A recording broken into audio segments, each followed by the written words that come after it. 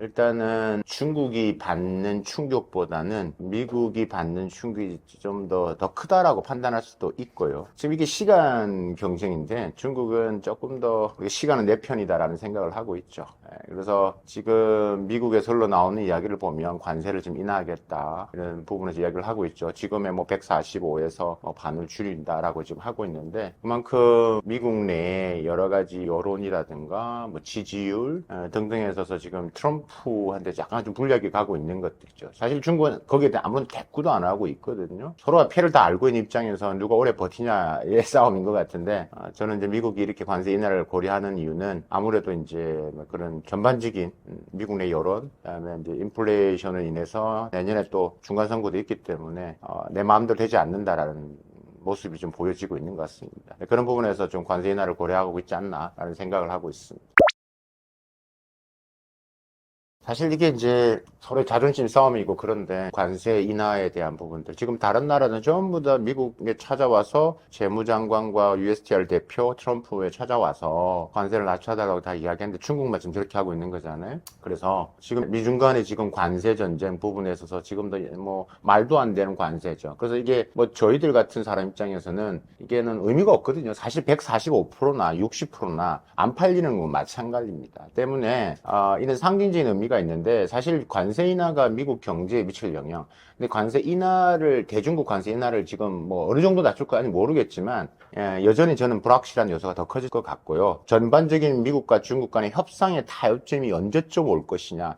저는 개인적으로 지금 우리 눈앞에 벌어지고 있는 관세 전쟁은 미중 간에 서로가 다 힘이 들고 있기 때문에 지금 사실 중국도 말은 하지 않지만 저 광동성 예를 들면 광저우라든가 절강성 이후라든가 이런 우리가 소상품을 만들어서 미국에 수출하는 하물며 미국 성조기의 대부분은 중국에서 만들거든요. 근데 그걸 다 만들어내 못하니까 사실 중국 내부도 지금 제조로 계속 성장하고 있는 중소기업들과는 정말 말 한마디로 진짜 곡소리 납니다. 근데 지금 이게 표가 잘 안 나죠. 근데 사실 그거는 또 중국 입장에서는 예견되어 있다라고 보고 이미 판로를 정부 입장에서 뭐 해준다고 하지만 이게 이제 현실화되니까 이 제조기업 입장에서는 사실 힘들어 있는 건 맞습니다. 맞는데 사실 근데 미국은 우리가 영향이 크죠. 예를 들면 월마트, 미국 서민들이 가장 많이 가는 뭐 월마트 같은 게 60%가 다 중국에서 들어오는 거고 관세 인하를 한다 하더라도 뭐 이제 뭐 아이폰 같은 경우가 예를 들어서 100만 원짜리가 원래 145%짜리가 뭐 50% 관세로 간다 하더라도 여전히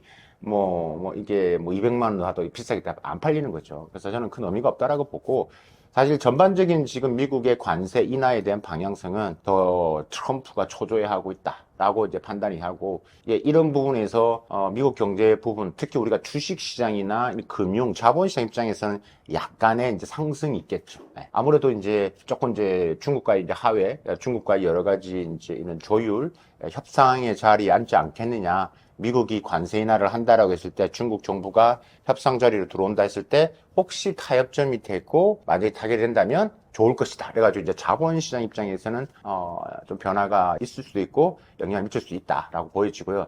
투자자 입장에서 본다라면 여전히 변동성은 있을 수밖에 없습니다. 그래서 단기적으로 지금 이런 관세 인하 정책에 따라서 시장의 반응은 바로 올 것이고 뉴욕이라든지 중심으로 해서 이런 주가의 반영 이런 부분에서는 분명히 올 수는 있다. 그런 부분에서 주식시장에서 어느 정도의 부분들을 또 갖고 올 수 있는 또 긍정적인 면도 있을 것이고 또 하나가 이제 미국 국채금리 지금 미국에서 지금 떠나는 여러 이런 투자 심리 부분에서 또 잡는 효과가 있기 때문에 외부적인 간접적인 부분에서 좀 도움이 될 수는 있을 것이다. 하지만 소비자 입장에서 우리가 인플레이션을 생각했을 때 뭐 완화 지금이 뭐 우리가 뭐 단순히 10% 개념이 아니라 그냥 지금 흘러나오는 이야기는 뭐 반 정도 이야기이기 때문에 여전히 뭐 이거는 하나의 제스처다. 트럼프의 하나의 거래 기술로 받아들이시고 있다. 저는 그렇게 생각을 합니다.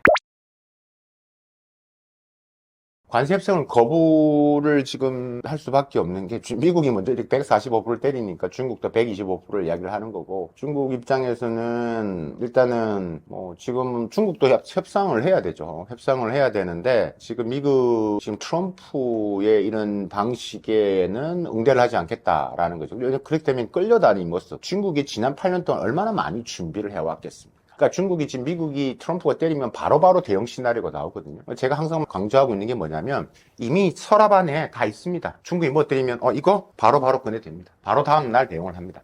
그러니까 어차피 145%는 의미가 없기 때문에 우리도 125%, 그럼 다음에 네가 더 200% 올리든 300% 올리든 나는 관심 없어. 그러니까 실제적인 거 가져와야 된다는 이야기죠. 그러니까 이미 장기전에 대한 대비를 하고 있기 때문에 그런 식으로 가지 않는다. 또 하나는 이 지금 미중 간 이런 관세 전쟁 부분에 있어서는 어떻게 보면 제가 생각할 때는 시진핑 주석 입장에서는 어떻게 보면 나쁘지도 않을 수 있어요. 왜냐하면 14억 인민을 이렇게 묶는 하나의 똘똘 뭉치게 만든 하나의 계기를 마련해 준 거거든요. 그렇기 때문에 으쌰으쌰 할 수 있는 계기를 또 만든 거죠. 그런데 이제 그런 부분에서 약간 이런 변화가 있다 해서 뭐 거기에 대해서 협상이 응한다? 그럼 모양새가 안 나오는 거죠.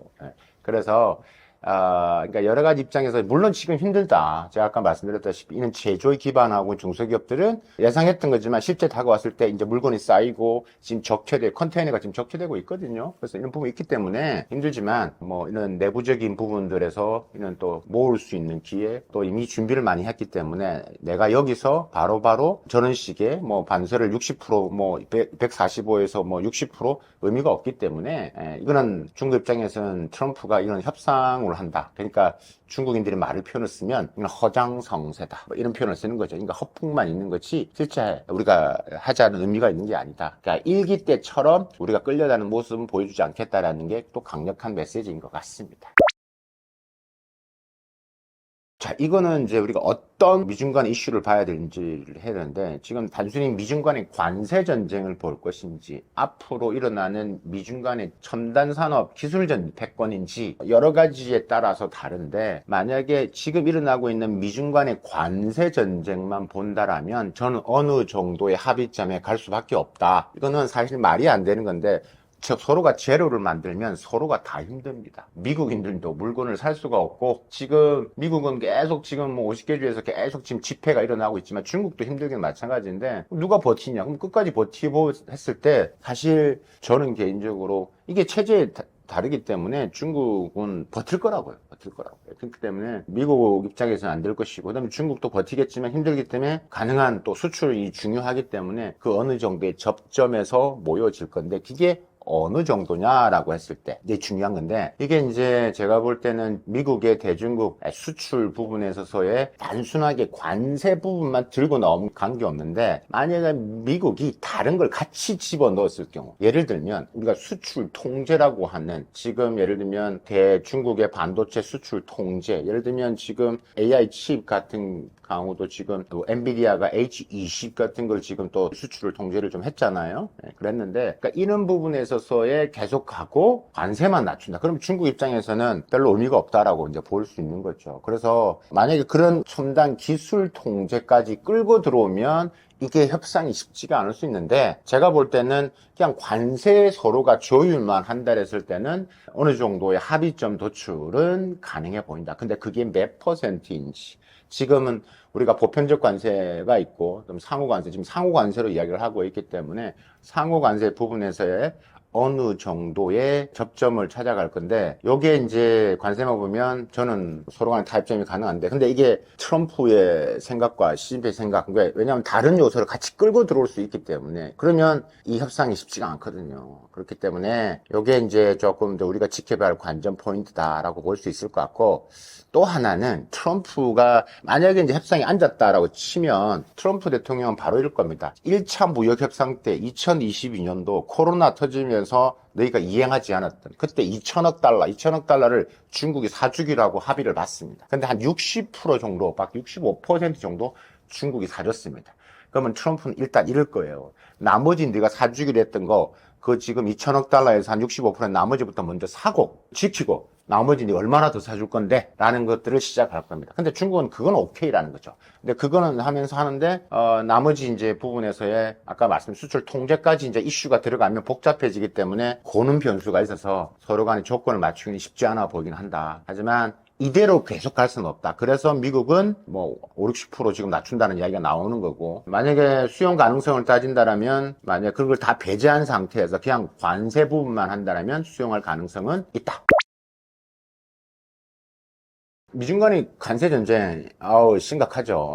한국 경제에 미치는 게 지금 머리가 많이 아픈데요. 사실 이 미중 간의 관세 전쟁은, 이게 지금 제3국으로 그 전선이 확대되고 있거든요. 단순히 미중 간의 관세 전쟁만 더 보고 말한다면, 지금 중국산 제품이 미국에 수출이 안 되니까, 당연히 이제 우리나라가 제일 많이 중국에 수출하는 제품인 뭐 소재 부품 장비, 소부장이 수출이 안 되겠죠. 우리나라 입장에서는 제일 많이 수출한 나라가 뭐 중국, 미국. 그러니까 2023년 기준에 한 20%가 중국, 한 19.8%, 6%가 미국. 그럼 두 개 합치면 거의 우리나라 수출의 거의 반인데, 이제 지금 바로 직격탄을 받고 있는 것들이죠. 일단 중국부터 얘기를 한다면, 말씀드렸다시피 중국의 대미 수출이 안 되니까 한국의 대중 수출이 안 되는 거죠. 그러니까 이런 부분들이 이제 우리가 봐야 될 부분들이고, 당연히 이제 이런 부분이, 그러면 옆으로 그럼 우리나라 대미 수출은 늘어나지 안 그렇다라는 얘기죠. 만약에 지금 우리나라가 지금 미국과 협상을 하고 있는데, 저는 이제 미국이 어떤 요구를 할 것이냐라고 봤을 때, 가장 이제 안 좋은 시나리오가 이제 미국의 대중국 제재에 한국을 동참하라고 끌고 들어왔을 때, 이렇게 입장이 난처해지는 것들이죠. 그러니까 이럴 경우는 매우 조심스러웠다라는 이야기입니다. 그래서 이제 이런 부분들이 말씀드릴 수 있는 거고,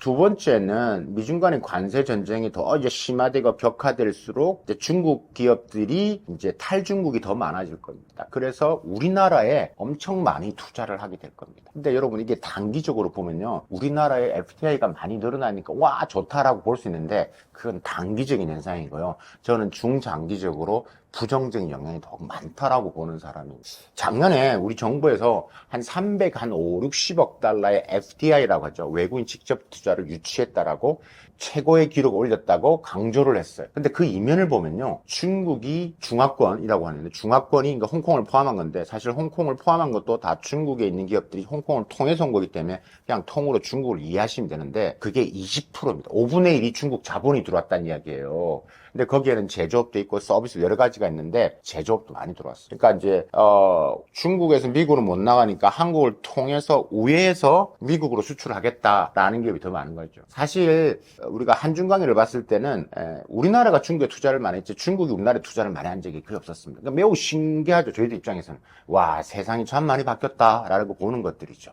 근데 이게 단기적으로 정말 FTA를 많이 유치했으니까, 자본을 많이, 외국 자본을 유치했으니까 좋다고 할 수 있는데, 이렇게 많이 들어온 중국 자본이 일단은 우리나라를 통해서, 우회를 통해서 미국 가는 것도 있고, 두 번째는 이게 또 한국 시장의 제조의 부분에서 서의 우리나라 제조업을 잠식하는 이런 부정적인 영향도 있다라는 이야기입니다. 그래서 중장기적으로는 이걸 좋게 볼 수는 없다라고 이제 말씀드릴 수 있다. 좀 더 나아가서 우리나라를 경유해서 미국 수출하는 것도 미국이 모를 것 같나요? 알죠. 그럼 그걸 또 우리한테 제재를 할 거라고, 미국이. 예를 한번 들어볼게요. 바로 베트남입니다. 이번에 미국이 베트남한테 상호 관세를 얼마 때리냐면 48% 때렸어요. 48% 때리는데 그 48%의 목적 중에 하나가 뭐냐면, 지금 베트남이 지금 미국에 엄청 수출을 하고 있고, 또 베트남하고 중국도 수출이 거래가 많은데, 미국 입장에서는 베트남에 들어오는 많은 제품들이 결국은 뭐냐면 중국산 제품이 바로 메이드 인 베트남으로 바뀌어서 들어온다라는 거죠. 이른바 택갈이라는 것들이지. 이번에 이제 뭐 상호관세 48% 때리니까 베트남에 있는 뭐 경제부 총리가 막 미국에 날라와서 저희가 그거 못하게 막을게요, 막 이렇게 하잖아요. 그러니까 이제 그런 부분들. 베트남뿐만 아니라 캄보디아도 그래요. 캄보디아는 이번에 미국이 49% 때렸어요. 그러니까 이제 다 알고 있는 거죠. 이번에 미국의 상호관세 뭐 관세 책사라고 있는 피터 나바로라는 사람이 베트남을 찍었잖아. 그렇기 때문에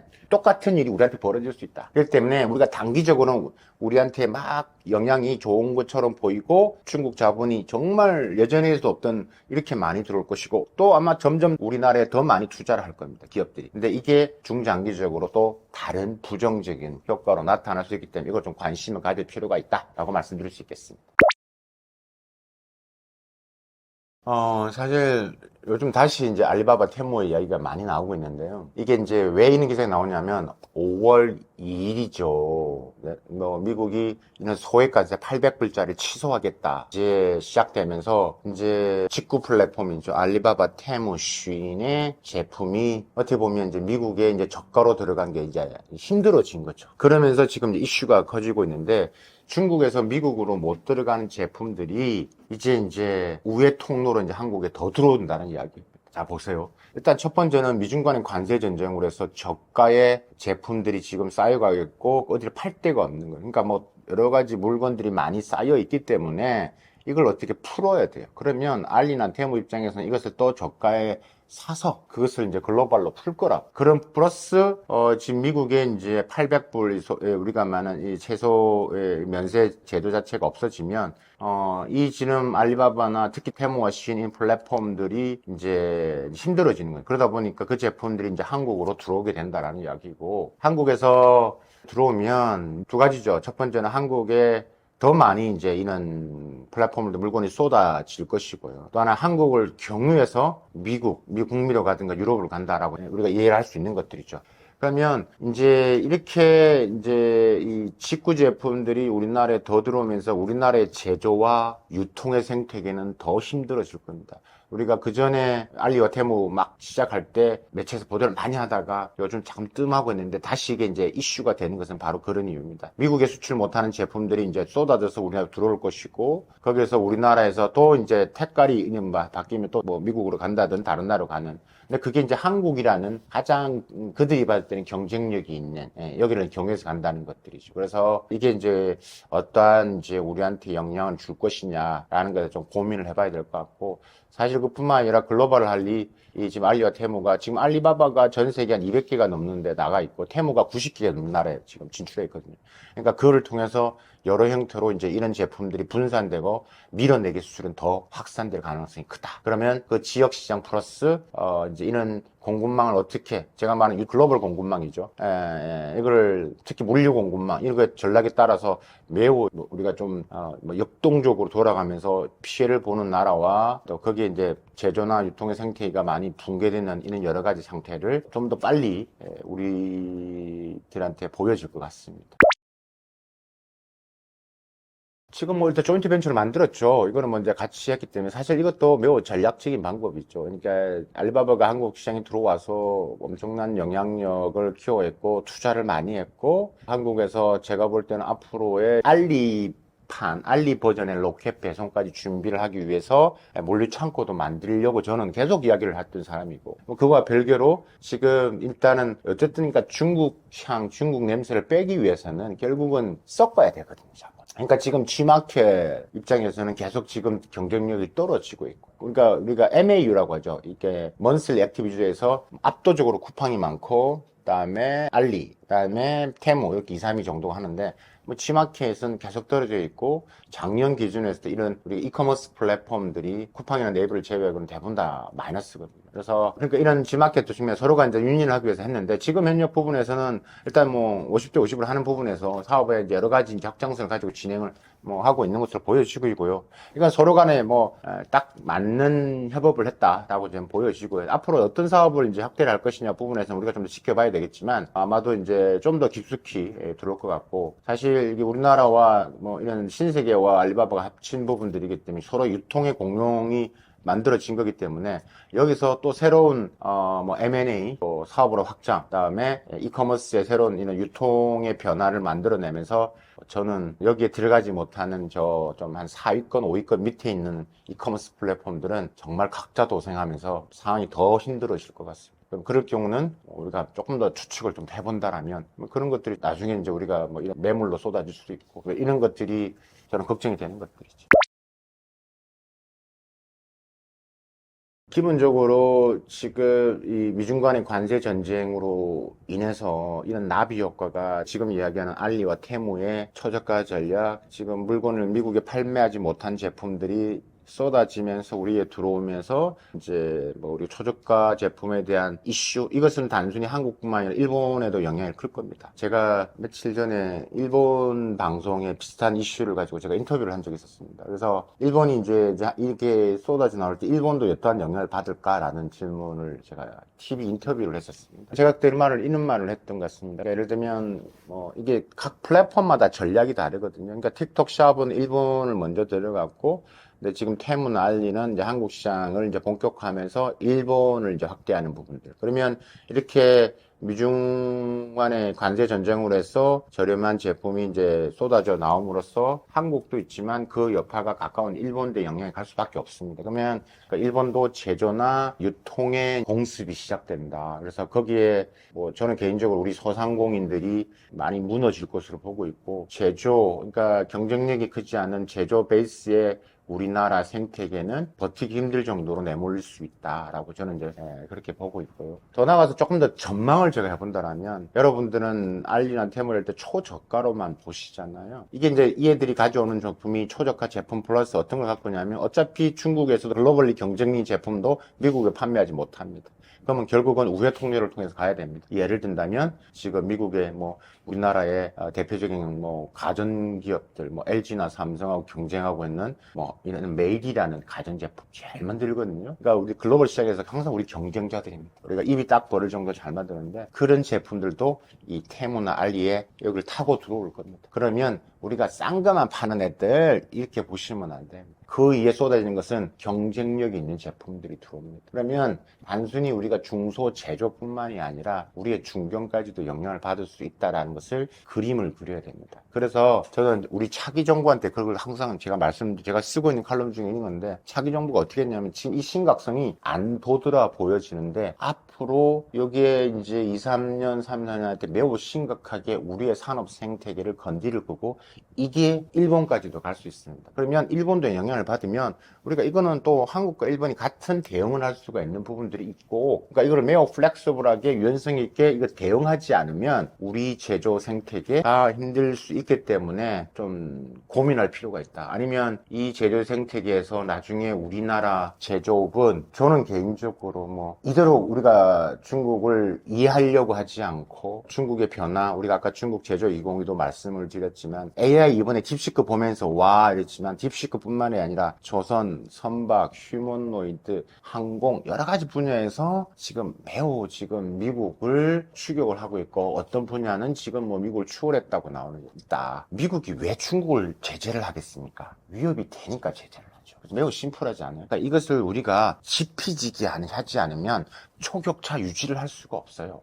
내가 가까이서 얘가 어느 정도 발전했는지 봐야지만 내가 나도 열심히 뛸 수가 있는 거라고. 쟤들은 영원히 안 돼 라고 그냥 끊어버리면 지금처럼 일이 벌어지는 거예요. 지금처럼 나트륨 배터리가 된다고 이렇게 되면 완전히, 이거는 제가 볼 때는 이게 게임이 안 된다니까. 생각을 해보세요. 가격도 더 저렴하고, 이게 리튬 이것처럼 우리가 지금 이해하는 이런 광물 자원이 아니라 그냥 바닷속에 소금을 가지고 만든다고요. 폭발도 안 한다고요. 그럼 어느 거 사시겠습니까? 더 싼데. 여러분 같으면 그거 사시겠습니까? 아니면 폭발도 안 하고 안정성이 있고 더 싼 거를 사시겠습니까? 제가 말씀드리고 싶은 지피지기 해야 된다는 게 중요한 거죠. 그래서 이게 자기 정부에서 꼭 해야 된다라는 말씀을 드리고 싶고, 그래서 이제 이대로 가면 정말 우리나라 반도체 빼고 거의 다 무너집니다. 제가 볼 때 이대로 간다라면 새로운 자기 정부에서 해야 될 일이 많다, 이렇게 말씀을 드리겠습니다. 제가 유통 전문가는 아니지만 일단은 여러분 아시겠지만, 쿠팡이 가장 큰 장점, 쿠팡 왜 주문하십니까? 전날 9시면 다 새벽에 와 있으니까. 로켓 배송 아닙니까? 그죠? 그러니까, 그럼 쿠팡이 전 세계적으로 이렇게 그만 인프라를 깔아야 되는 거잖아요. 한국은 가능했죠. 다 깔려 있죠. 그럼 이제 쿠팡이, 그러니까 아마존이나 글로벌 레프트에서는 우리가 어떤 경쟁을 해야 될 것이냐 했을 때는, 저는 쿠팡이 더 잘할 거로 보고 있고, 그래서 제가 알리 버전의 로켓 배송을 하려고 한다. 그런 부분들이기 때문에 우리 봐야 될 것 같고, 말은 안 하지만 쿠팡도 은근히 지금 이걸 계속 견제를 하고 있겠죠. 아까 제가 말씀드린 어떤 걸 하는 거 봐야지만 내가 격차를 유지할 수 있다. 쿠팡은 잘하고 있으니까. 근데 지금 글로벌리 하는 분은 아까 제가 말씀드린, 그렇잖아요. 쿠팡 왜 주문하십니까? 그러면 쿠팡이 판매하는 제품 자체가, 제가 말씀은 안 드렸지만, 우리나라 소비자가 왜 그러면 이렇게 초저가인데 문제가 있고 이렇다는데 왜 그러면 알리와 테무 물건을 사느냐? 실망을 했죠. 왜? 아니, 내가 샀던 물건을 보니까 쿠팡에는 12,800원에 팔려. 근데 내가 테무 가니까 똑같은 제품인데 3,400원이야. 와, 이거 내가 속았네. 쿠팡에 판매된 제품 자체가 중국산 제품을 갖고 온 유통업자들이 한 거잖아요. 무슨 말 이해가십니까? 그럼 그거를 띄고 이거를 만들어냈기 때문에 당연히 지금 이제 쿠팡도 그런 기본적인 셀러 입장에서 이제 그런 부분들이 이제 문제가 될 수밖에 없는 거죠. 그러니까 쿠팡 입장에 가장 경쟁력은 결국은 이제 로켓 배송인 거죠. 각인시켜 놓은.